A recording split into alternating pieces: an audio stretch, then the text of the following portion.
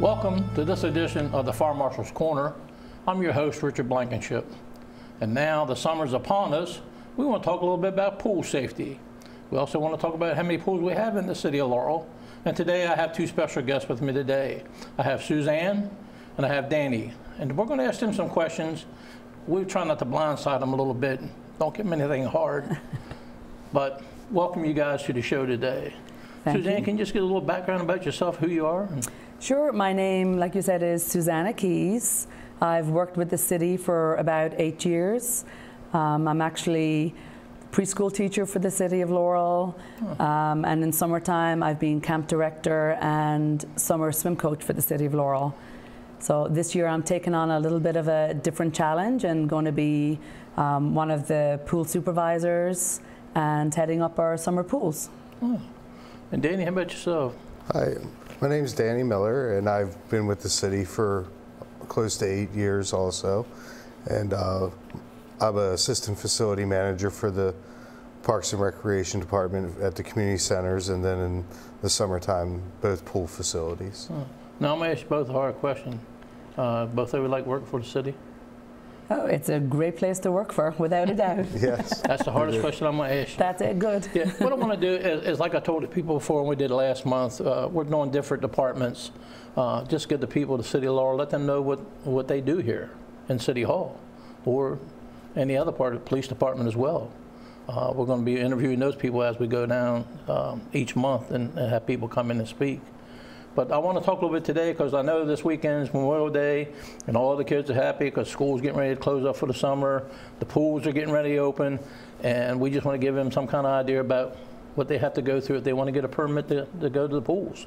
Now, if I'm not mistaken, we have 2 pools in the city, correct? We do. We have our main pool, which is right off 9th and Main Street.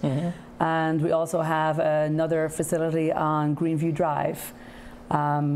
Greenview Drive, we have 2 pools there, a little baby wading pool and a main pool that has a slide. We have some games on the side like table tennis for our patrons and also basketball hoops. Cool. And Mainview Pool, our Main Street pool, has 4 pools.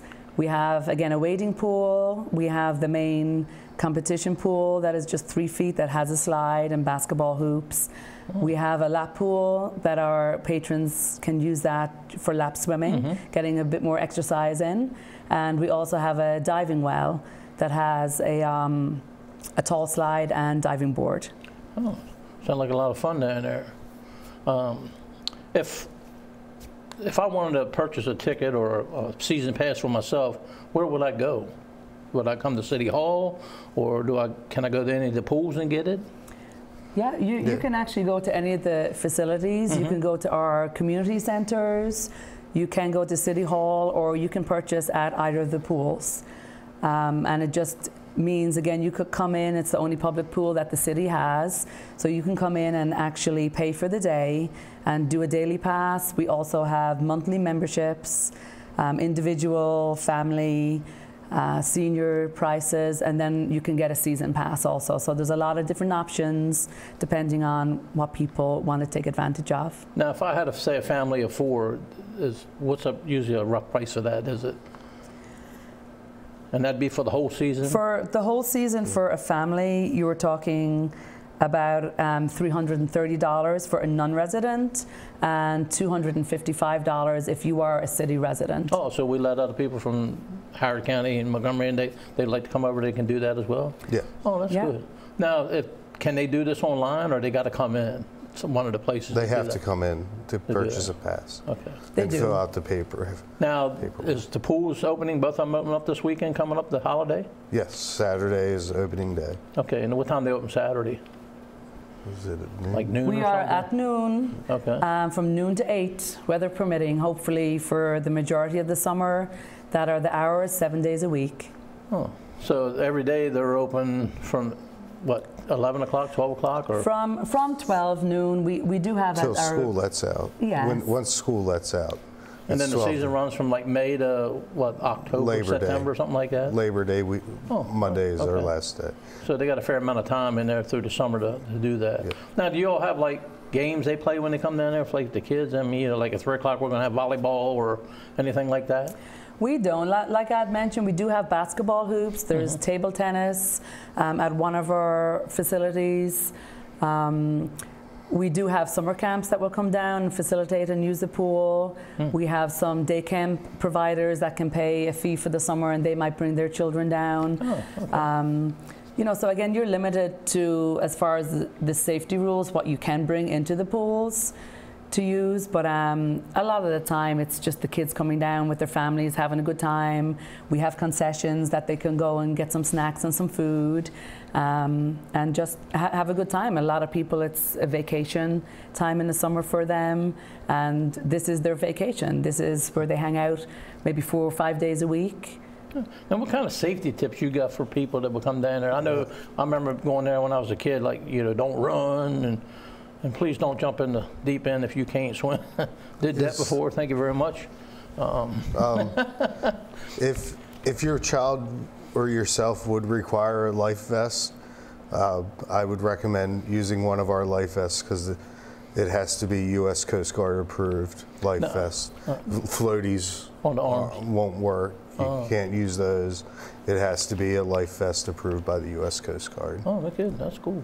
Now, do you guys have any kind of, say, the kids from age, let's say they have to do swim a lap or something, and they get a band to wear, and they can only swim in certain areas, anything like that?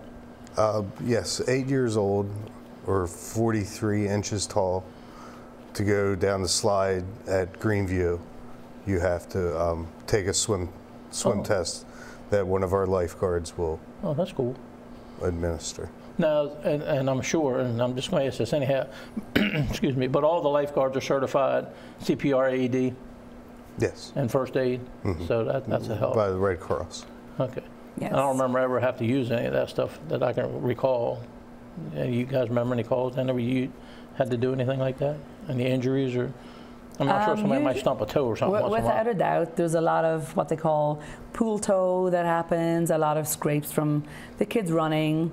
Obviously, they're falling on the cement, so the lifeguards do a great job of having first aid on hand, whether they're just cleaning a little scrape and putting a Band-Aid on it, or there has been more serious injuries at times that, you know, maybe a little bit more than just regular first aid, or we've had incidents before that we've had maybe asthma attacks in the water. But apart from that, luckily, as long as I've been down around the pool, we haven't had anything a lot major than that. Oh, that's good. Well, that's good. I can say for the city, I know I've been around different counties, stuff, and I know Parks and Rec keeps all our facilities nice, our pools, our parks. You know, we got some of the best ones around the state. I mean, they're definitely really nice. But you got any suggestions for, as far as pool safety for people to have a pool at their house? You know, things they should do or at least look for? Definitely have a fence that surrounds your pool for safety reasons if someone wanders into your yard. And that's a code too, correct? Yeah, that's a requirement. Okay. For an in-ground pool. I don't know about above ground. Huh. Okay. Any other things you'd like to mention about pools, or that you come on top of your head? Just look forward to everyone coming down, having a good time, and being safe, listening to the lifeguards' directions or staff directions. They're not blowing the whistles to just blow the whistles. If they're telling you to walk, it's for a reason. And okay. Well, let me thank both of you for coming. I know you both are busy, so I'm glad you took the time to come out and at least talk to the people, Laurel, let them know, you know, what's going on. And ladies and gentlemen, you heard it live here. When they blow the whistle, pay attention to what's going on. Keep an eye on your kids, watch them at all times. Thank you. Welcome to the Laurel Pool at 9th and Main. We had the opportunity to speak with Suzanne and Danny earlier about what it costs to get a permit to come down, what days are open, and some of the little safety issues that they see. Now we're going to interview Francisca, who is a lifeguard here at the Laurel Pool, and we're going to talk a little bit about pool safety. First, let me thank you for coming. Yes, thank you. Allowing us this time. I know you're real busy. I can see the people cleaning up, getting ready to open up for this afternoon. But one of the things we just want to talk about, like, pool safety.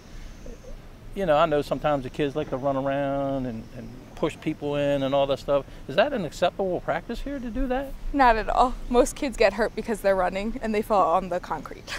So I'm assuming we get a lot of scrapes and bruises and all here. Yes. Now, at least I don't remember any. We've never had any major issues here, have we? Not that I'm aware of. Okay. And I know, I think Suzanne mentioned this before, that all the lifeguards here are certified with first aid, AED, and CPR? Yes. Good. You glad you got that? Yes, and they recertify us if needed. Okay. Now, how often you get recertified? Every 2 years. Every 2 years? Oh, that's cool. Now, how long you been working here at this pool? I believe this is my 4th year. Oh, really? That's good. Yes. Good. You're going to be an old timer. No, I'm just kidding. Have you worked the other pool at all? Yes, we work both, and then we also work the lake. The Laurel Lake. So with the By paddle the paddle boats and stuff? Oh, okay. Now, what kind of suggestions would you have for people coming here today with the kids and stuff? Something we can tell them, don't do this or don't do that. Tell them to not run and be aware there's an adult swim, which they're not allowed in. And each pool, the pool up there, which is the big well, they need to have a swimming test to get in if they're under 13. Now, when they do the swimming test, you give them some kind of band or something they wear for that? They get a wristband. Oh, do they? And then they just bring that with them when they come back, so once you see that, they're allowed in there? Yes, and if they lose it, we have forms for them. Now, if you see somebody didn't have one for some reason, would you ask them to leave the pool area until they got certified? Yeah, we tell them that they can go to the office and they can take the test if they'd like in the lap pool. Oh, cool. Now, I know sometimes kids have allergies and stuff like that. You got any of those kind of things here? Have any allergies attacked? Not that I'm aware of. Okay. I haven't seen one while I've been working. So what is one of the biggest things you can tell these kids to do? I know you said stop running. When you blow the whistle, you're blowing it for a reason. Yes. And what would that reason may be? Is it running? Yes, or hanging on the basketball hoop is a big one. They're not allowed to touch the rim because that's unsafe and it can fall in. So they should not touch it at all. Yeah, I did have experience with that. My grandson came here and was playing on the basketball thing, and knucklehead pulled the thing down on top of his head and ended up with 4 stitches. So that's a good safety message there. Don't pull on the stuff. If it ain't made for pulling, don't pull it. You've seen some good safety tips about the pool, how to get a permit for the season if you need it. I know a month or so ago we spoke a little bit about AEDs and CPR. Next month we're going to talk about that a little bit deeper. We're going to bring a Laurel police officer who's actually used the AED and saved someone. And as you can see here, I'm really enjoying this, sitting in this sun. Only guy I know that's here at the pool today has a long sleeve shirt. So, but we will see you again in July for the next Fire Marshal's Corner.